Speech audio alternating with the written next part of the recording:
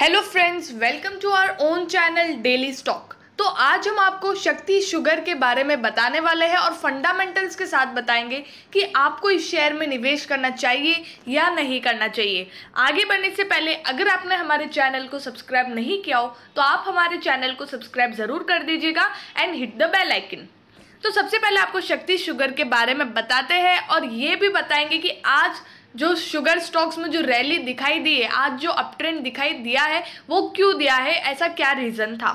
तो शक्ति sugar limited is engaged in the business of sugar, industrial alcohol, power and soya products. तो ये चार चीज़ों में जो शक्ति शुगर है वो एंगेज्ड है, इन सब का मैन्युफैक्चर करता है।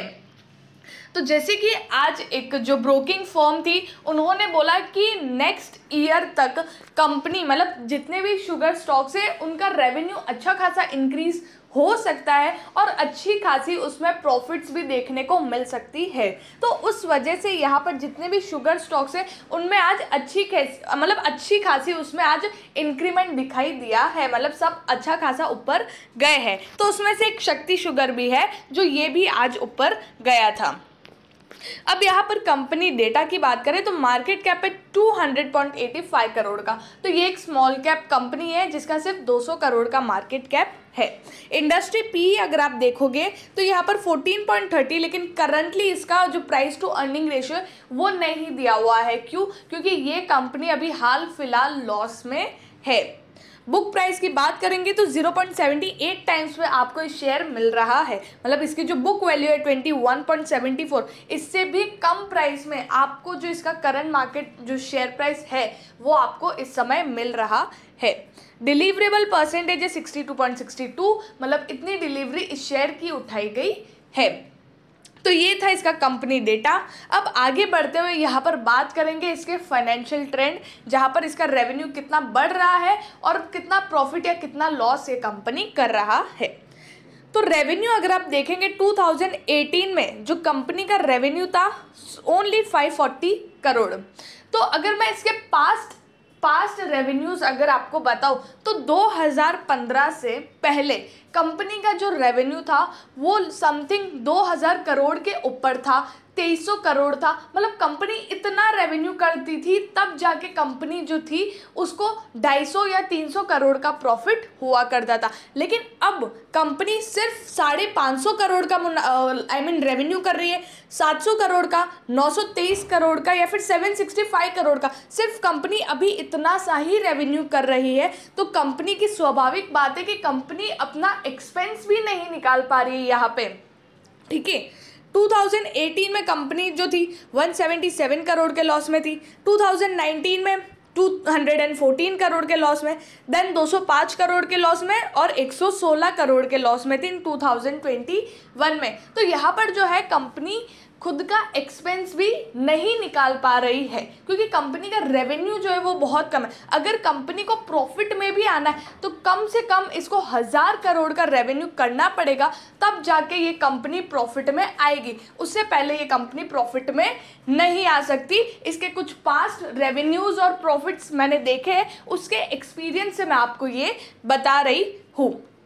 तो यहाँ पर अगर ये साल चलो ठीक है, लेकिन जैसे ब्रोकिंग फर्म ने बोला है कि कंपनी के रेवेन्यूज़ और प्रॉफिट बढ़ेंगे, तो उसमें अगर इस कंपनी का भी, क्योंकि शुगर कंपनीज जो है बहुत सारी हो गई है, इसके बहुत सारे कॉम्पिटिटर्स हो गए हैं, तो उस वजह से अगर इस कंपनी में भी रेवेन्यू या प्रॉफिट बढ़ता है तो आपको अच्छा खासा इस शेयर प्राइस ऊपर जाते हुए दिख सकता है, और नहीं भी जाता है तो भी इसके चांसेस है, वो मैं आपको आगे बताऊंगी।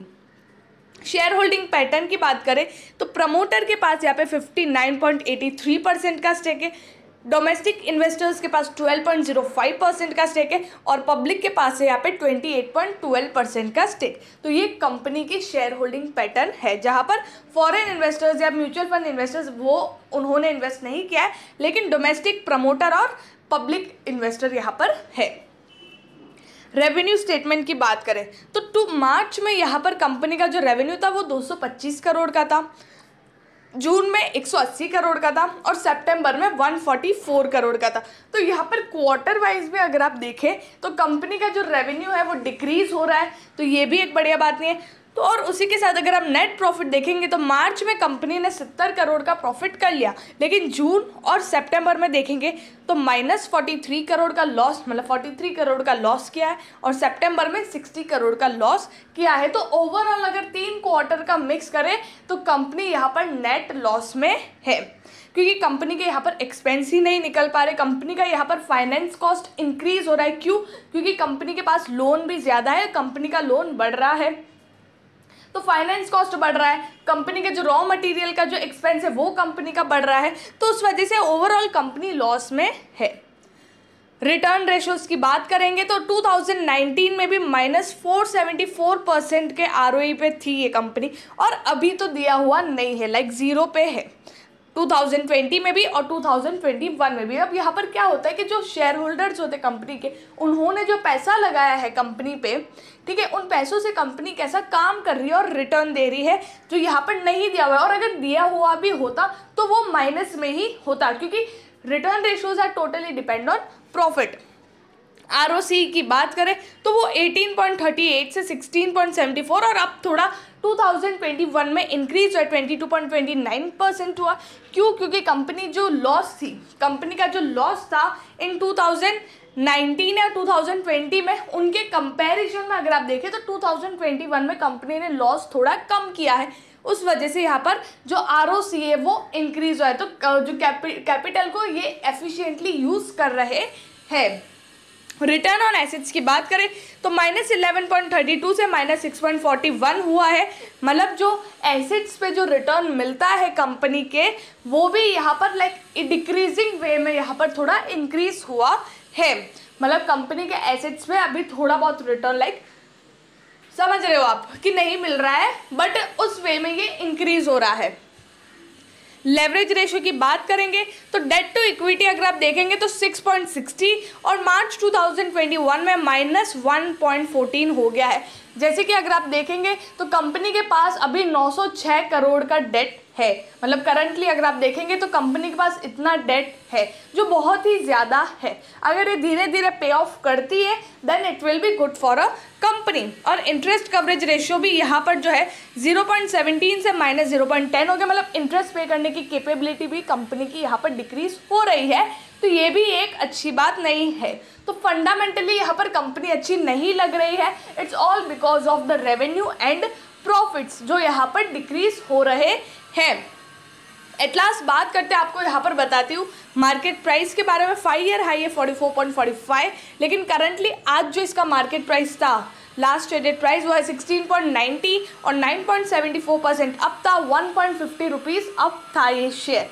तो जैसे कि ब्रोकिंग फर्म ने बस इतना सा बोला कि लाइक नेक्स्ट ईयर में अच्छा खासा हो सकता है, ठीक है। तो उस वजह से सारे शुगर स्टॉक्स भाग गए, और उनमें से बहुत सारे शुगर स्टॉक्स ऐसे भी होंगे जो मतलब रियली में अच्छा काम कर रहे हैं, रियली में उनका रेवेन्यू और प्रॉफिट बढ़ रहा है, तो वो लायबल भी है कि उनका जो स्टॉक प्राइस है वो भागे। लेकिन कुछ ऐसे होते हैं लाइक वो उनका भले ही कंपनी अच्छा नहीं भी कर रही तो भी उनका जो स्टॉक प्राइस है वो भागता है, और उनमें से जो स्मॉल कैप कंपनीज होती वो बहुत ज़्यादा ही भागती है।